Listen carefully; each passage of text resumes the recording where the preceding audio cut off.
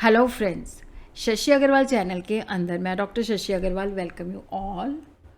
आज का जो हमारा सब्जेक्ट है that is the partnership accounts, और जिसके अंदर जो हमारा टॉपिक है change in profit sharing ratio among the existing partner. तो जिसके अंदर we are going to understand the sacrificing ratio and the gaining ratio with the examples. अगर आपको मेरा ये एफर्ट सही लगता है तो डू लाइक माई वीडियो, इसको शेयर कीजिए और मेरे चैनल शशि अग्रवाल को सब्सक्राइब कीजिए। So this is my app Edusum app, जिसको आप गूगल प्ले स्टोर से डाउनलोड कर सकते हो। ये जो ऐप है commerce economics and management students को काफ़ी सारा फ्री स्टडी मटेरियल और काफ़ी सारे मॉक टेस्ट प्रोवाइड करती है। तो इस लेक्चर का PDF भी जो है आपको अवेलेबल हो जाएगा, और उसी तरह काफ़ी सारे स्ट्रक्चर कोर्सेज। तो बिजनेस स्टडी जो है that is also available in the structured course. Partnership जो है that is the relation between the person जिन्होंने एग्रीमेंट किया है कि वो जो बिज़नेस रन करेंगे, चाहे तो वो सारे ही बिज़नेस रन करें या उनमें से एक जो है सबके बिहाफ पे रन करे, और जो भी प्रॉफिट होगा वो उसको शेयर करेंगे। और उसी तरह अगर जो एग्जिस्टिंग एग्रीमेंट है उसके अंदर कोई चेंजेस आती हैं तो उसको हम रिकॉन्स्टिट्यूशन ऑफ फर्म कहते हैं। जब प्रॉफिट शेयरिंग रेशो के अंदर चेंज आती है तो इट मीन्स कि डिसोल्यूशन ऑफ पार्टनरशिप, कि जो पुराना एग्रीमेंट है उसकी जगह पे न्यू एग्रीमेंट। बट ये फर्म की डिसोल्यूशन नहीं होता। फर्म की डिसोल्यूशन का मतलब होता है कि फर्म के सारी एक्टिविटीज़ कम्स टू एंड। तो डिसोल्यूशन के अंदर पुराना जो एग्रीमेंट है उसकी जगह पे न्यू एग्रीमेंट आ जाता है। ये फर्म जो है तब रिकॉन्स्टिट्यूट करते हैं जब प्रॉफिट शेयरिंग रेशो चेंज होता है, या पार्टनर्स न्यू एडमिट होते हैं, या पार्टनर कुछ रिटायर हो जाते हैं, या किसी पार्टनर की डेथ हो जाती है, या दो से ज़्यादा फर्म एक दूसरे के साथ अमेलगेमेट हो जाती हैं। जब भी प्रॉफिट शेयरिंग रेशो चेंज होता है तो इट मीन्स कि एक पार्टनर को या कुछ एक या एक से ज़्यादा पार्टनर को गेन होता है, उनका प्रॉफिट शेयरिंग रेशो पहले से इंक्रीज़ हो जाता है, और कुछ पार्टनर का जो है पहले से डिक्रीज़ हो जाता है। तो जब भी प्रॉफिट शेयरिंग रेशो होता है तो एक या एक से ज़्यादा पार्टनर जो है गेन करते हैं, और उसी तरह एक या एक से ज़्यादा लोग सेक्रीफाइस करते हैं। तो जितना नेट गेन होता है और जितना नेट सेक्रीफाइस होता है वो एक दूसरे के बराबर होता है। तो इसको हम एग्जांपल से अंडरस्टैंड करते हैं कि जैसे XYZ है, वो प्रॉफिट शेयर कर रहे हैं 3/6, 1/6, 2/6, जहाँ हम इसको कह सकते हैं कि 3:2, 3:1:2। अब उनका न्यू प्रॉफिट शेयरिंग रेशो जो है 2/5, 2/5 एंड 1/5, इसको हम कह सकते हैं 2:2:1। तो यहाँ पे अब हमने जो है किस पार्टनर ने सेक्रीफाइस किया, किस पार्टनर ने गेन किया। तो यहाँ पे हम एक टेबल बना लेते हैं। तो यहाँ पे हम पर्टिकुलर्स XYZ 3 पार्टनर है, तो पुराना रेशो लिखते हैं 3/6, 2/6 एंड 1/6। न्यू रेशो हमें दिया हुआ है 2/5, 2/5 एंड 1/5। तो सेक्रीफाइसिंग रेशो जो होता है old ratio minus new ratio. तो यहाँ पे हमने माइनस किया 3/6 में से 2/5, तो 30 जो है हमने LCM ले लिया। तो यहाँ पे हमारे पास आ जाता है 3/30 कि X ने जो सेक्रीफाइस किया है, क्योंकि ओल्ड रेशो ज़्यादा था न्यू रेशो कम है, तो इट मीन्स कि X ने सेक्रीफाइस किया है। कितना सेक्रीफाइस किया है? 3/30। अब हम यहाँ पे Y का कैलकुलेट करते हैं। तो Y का हम देखते हैं 2/6, 2/5, LCM 30 आ जाता है। तो यहाँ पे आ जाता है -2/30। तो यहाँ पे जो न्यू रेशो है वो ओल्ड रेशो से बड़ा है। इट मीन्स कि Y ने गेन किया है। कितना गेन किया है? 2/30। उसी तरह हम Z का निकालते हैं 1/6 -1/5। तो ये भी आ जाता है -1/30, क्योंकि न्यू रेशो पुराने रेशो से बड़ा है। तो Z गेन करता है 1/30। तो यहाँ पे हम देखते हैं कि X ने जो सेक्रीफाइस किया है टोटल वो है 3/30। Y ने गेन किया है 2/30 और Z ने गेन किया है 1/30। तो टोटल गेन जो है वो है 3/30, जो कि टोटल गेन जो है टोटल सेक्रीफाइस के बराबर है।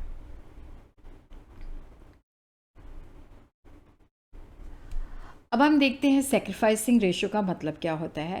देखो, सेक्रीफाइसिंग रेशो के अंदर क्या होता है कि एक या एक से ज़्यादा पार्टनर जो है उनका शेयर पहले से कम हो जाता है।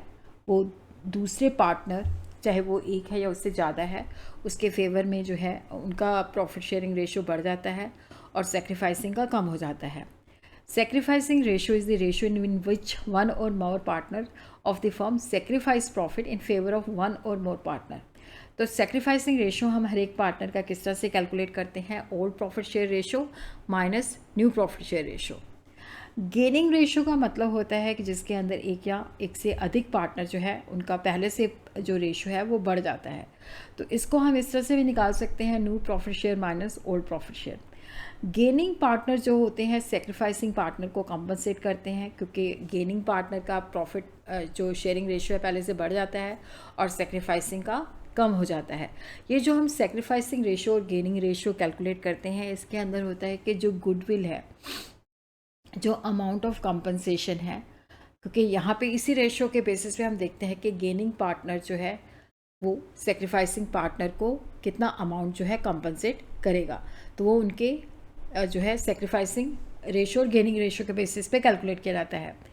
अब हम इसको एक और एग्जांपल के साथ अंडरस्टैंड करते हैं। ए और बी जो है प्रॉफिट और लॉसेस को इक्वली शेयर करते हैं। इट मीन्स रेशियो जो है 1:1 है।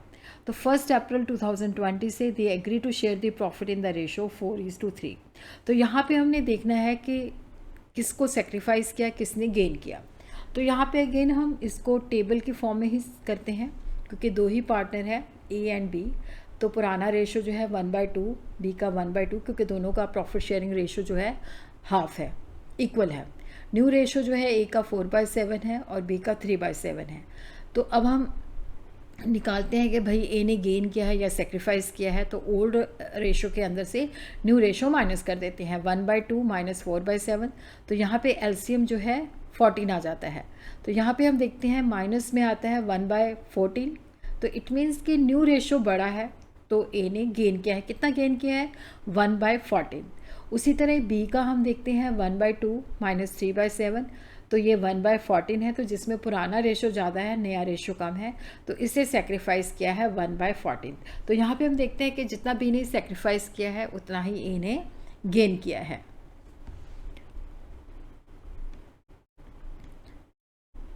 तो यहाँ पे हम अलग अलग सिचुएशंस के अंदर ABC आर पार्टनर, उनका जो प्रॉफिट एंड लॉसेस जो है वो रेशो में शेयर करते हैं 5:4:1। Calculate new profit sharing ratio, sacrificing ratio, gaining ratio. पहला जो केस है, as per the agreement C acquire 1/5 share from A से वो 1/5 शेयर एक्वायर करता है। दूसरी जो सिचुएशन है कि 1/5 शेयर वो लेता है equally from A and equally from B. और उसी तरह ही थर्ड जो है, as per agreement ABC will share future profit and losses equally. As per new agreement C acquire 1/10 share of A and 1/2 share of B. तो 1 by 1 करके each case को हम सॉल्व करेंगे। तो ये फर्स्ट केस है कि as per new agreement C acquire 1/5 share from A. अब देखो सी ने जो है 1/5 शेयर ए से एक्वायर किया है, पुराना रेशो जो है उसका 5/10 है। तो अब हम देखते हैं कि ए का कितना हिस्सा रह जाता है। तो यहाँ पे 5/10 माइनस 1/5, तो यहाँ पे 10 हमने एलसीएम ले लिया, तो ये आ जाता है 3/10। अब ए का जो न्यू रेशो है वो है 3/10।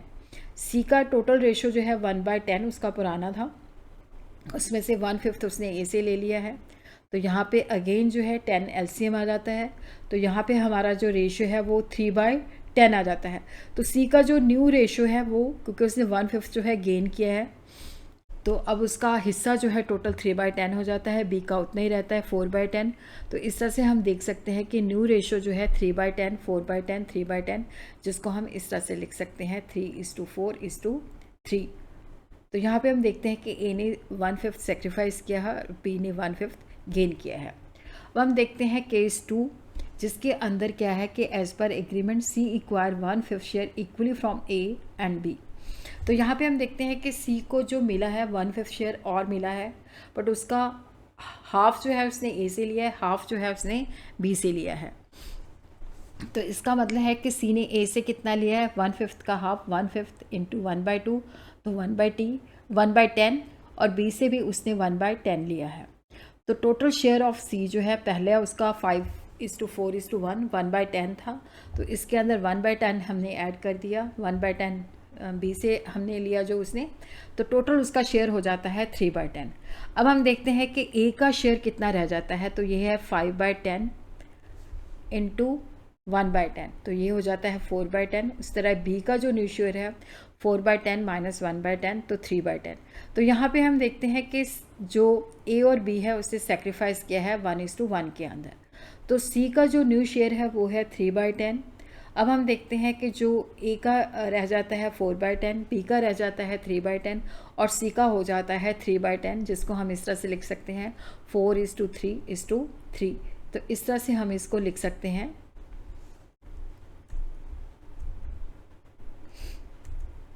4:3:3। तो अब हम तीसरा सिचुएशन देखते हैं। तीसरी सिचुएशन के अंदर क्या है कि ए बी सी जो है अपने फ्यूचर प्रॉफिट एंड लॉसेस जो है वो इक्वली शेयर करेंगे। तो यहाँ पे हम देखते हैं कि जो ओल्ड रेशो है ए का वो है 5/10, जो बी है उसका 4/10 और सी जो है उसका 1/10, और न्यू रेशो जो है ए का 1/3, बी का 1/3 और सी का 1/3। तो अब हम निकालते हैं कि ए ने सेक्रीफाइस किया है या गेन किया है। तो ओल्ड रेशो 5/10 माइनस 1/3, तो यहाँ पे एलसीएम आ गया 13, और यहाँ पे हमारे पास आ गया कि ए ने सेक्रीफाइस किया है 5/30। उसी तरह हम बी का देखते हैं 4/10 माइनस 1/3, तो ये आ जाता है 2/30। तो ये भी जो है सेक्रीफाइस उसने किया है। तो यहाँ पे हम देखते हैं कि 5:2 के रेशो के अंदर उसने जो है सेक्रीफाइस किया है। और सी का हम देखते हैं 1/10 था, न्यू रेशो 1/3 है, तो ये आ जाता है -7/30। तो यहाँ पे हम देखते हैं कि सी ने जो गेन किया है वो है 7/30। अब हम फोर्थ सिचुएशन जो है देखते हैं, जिसके अंदर क्या है कि देखो जो एग्रीमेंट न्यू है, तो यहाँ पे सी इक्वायर 1/10 शेयर ऑफ ए। तो उसने जितना ए का शेयर है उसका 1/10 इक्वायर किया, और जो बी का है उसका उसने 1/10 शेयर जो है इक्वायर किया है। तो स्टेटमेंट को पढ़ना बहुत ही ज़रूरी है। तो यहाँ पे हम देखते हैं कि ए का शेयर कितना है 5/10, तो यहाँ पे सी ने इक्वायर किया है 1/10 ऑफ ए शेयर। तो इसका मतलब है 1/10 मल्टीप्लिकेशन बाय 5/10, तो ये हो जाता है 5/100। तो उसने सी को शेयर दिया है 5/100।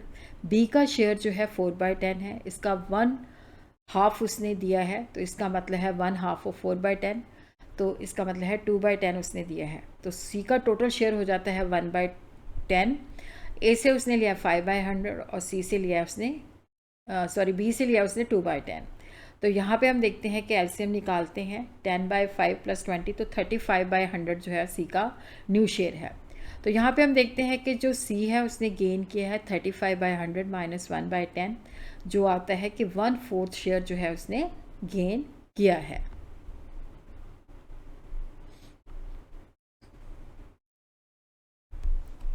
अब हम देखते हैं कि जो ए और बी का जो सेक्रीफाइसिंग रेशियो है 5/100:2/10, तो यहाँ पे हो जाता है 5:20, ये जो है कट के हो जाएगा 1:4। तो 1:4 के बीच में उन्होंने जो है अपना सेक्रीफाइस किया है। ए का जो न्यू शेयर है वो आ जाता है 5/10, और जितना उसने सी को दिया है वो माइनस कर देंगे, तो ये आ जाता है 45/100। बी का जो न्यू शेयर है 4/10, और उसने जो सी को सेक्रीफाइस किया है वो है 2/10, तो यहाँ पे उसका जो न्यू रेशो रह जाता है वो है 2/10। तो हम इसका न्यू रेशो इस तरह से कैलकुलेट करते हैं 45/100:2/10:3500। तो यहाँ पे हम एलसीएम लेते हैं 100, तो ये आ जाता है 45:20:35। फिर उसके बाद जो है 5 इनके अंदर जो है कॉमन फैक्टर है, तो ये 5 से कट हो जाएगा 9, और ये 5 से कट होके 4 रह जाएगा, और ये 5 से कट होके 7 हो जाएगा। तो यहाँ पे अब उनका जो न्यू रेशो है डैट इज़ 9:4:7।